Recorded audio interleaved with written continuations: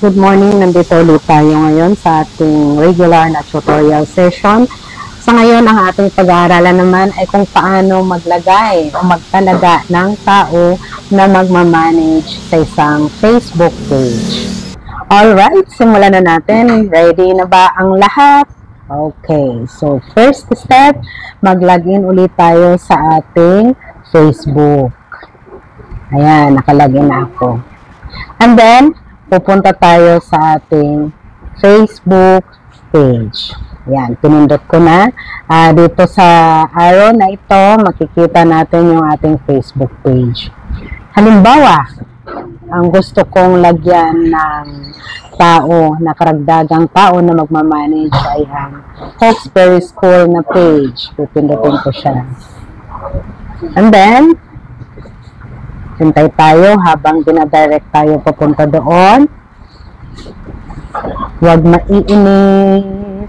Okay, nandito na tayo sa Hawkesbury School na Facebook page.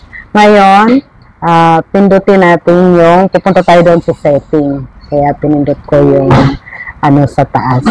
So, ayan, setting and privacy. Sa baba ng setting and privacy, you have settings. And then, browse lang natin, browse.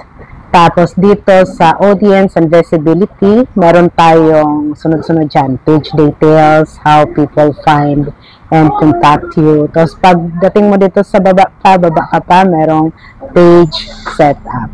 Pindutin natin yan. So, andyan na tayo sa page setup.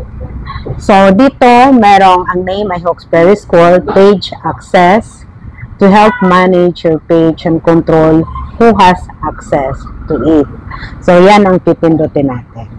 No? So, ida-direct tayo dito.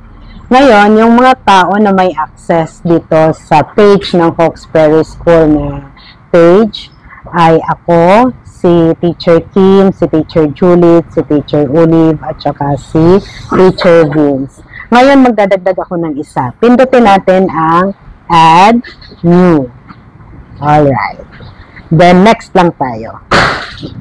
Then, lalagay ko dyan ang tao na gusto kong idagdag. Halimbawa, Maria Rose. Ayan. Maria Rose, Rosiana Libico.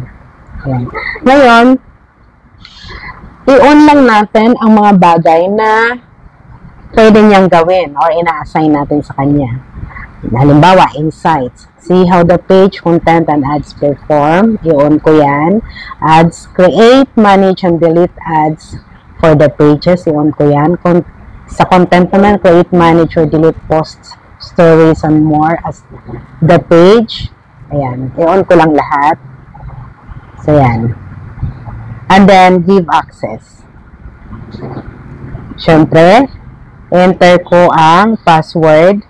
Kasi nga, sinisecure natin, sinisecure ni Meta kung tayo ba na owner ng page ang naglalagay ng karagdagang tao na mag-manage sa Facebook page.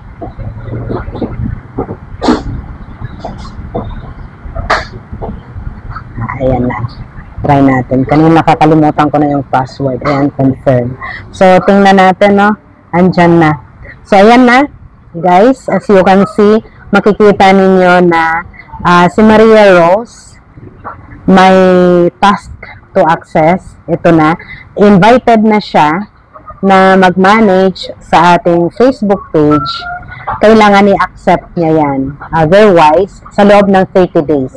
So, meron siyang grace period na i-accept yan sa loob ng 30 days. Otherwise, pag na-expire yan, hindi siya makakapag-manage ng ating Facebook page.